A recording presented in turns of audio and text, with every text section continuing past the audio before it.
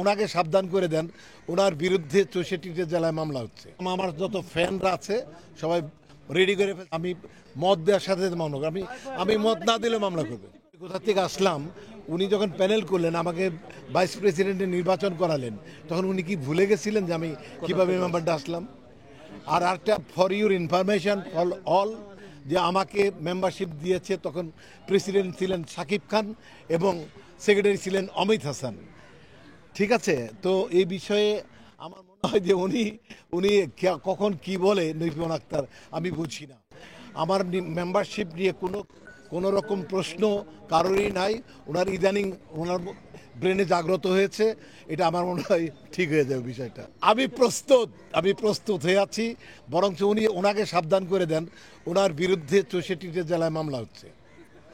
ঠিক আছে, এবং প্রত্যেক সদস্য মামলা দেবো একদম। আমার যত ফ্যানরা আছে সবাই রেডি করে ফেলছে মামলা। আমি মত দেওয়ার সাথে সাথে মামলা করব। আমি মত না দিলে মামলা করবে। মামলাটা হলো আমার মানহানি করা হয়েছে। যারা আমার ভক্ত, তারা যেহেতু আমার সংগঠন করে, আমাকে নিয়ে পোস্ট করে, তারা এলাকার জনগণের কাছে তারাও মানহানির পর্যায়ে গেছে। তারা তাদের মানহানির কারণেই মামলা করবে 501 ধারায়। আমাদের মেইন ছিল আজকে মত বিনিময়। আমরা নতুন কমিটি যারা আসছি তারা মত বিনিময় করেছি। আর আপনারা সবাই মোটামুটি জানেন, এটা সবাই অবগত যে বিজ্ঞ আদালতে একটা রিট করা হয়েছে, সেটা মামলা চলমান।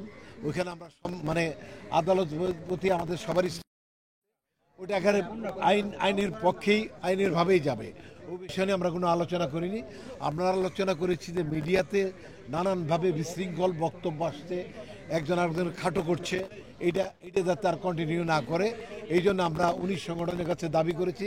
তারা বলেছে এটা তারা ড্রাস্টিক একটা অ্যাকশন নেবে চিঠির মাধ্যমে, যাতে ভবিষ্যতে করে এরকম কথা আর কাউকে না বলে। স্পেসিফিক আমরা একজনের নাম বলেছিলাম, তার নাম ইতিমধ্যে বলেছি, তাকেও তারা একটা চিঠি দিয়ে দেবে। সুস্থ হয়ে নির্বাচন হয়েছে এবং আদালতে এটা বিচার চলছে, নিয়ম টিয়ম তারা তদন্ত করে দেখছে। আর যেটা প্রধান নির্বাচন কমিশনার আজকেও ছিলেন, উনি বলেছে আমি সুষ্ঠু নির্বাচন করে দিয়েছি, এ বিষয়ে কোনো রকম সন্দেহ কারোর মধ্যে নেই।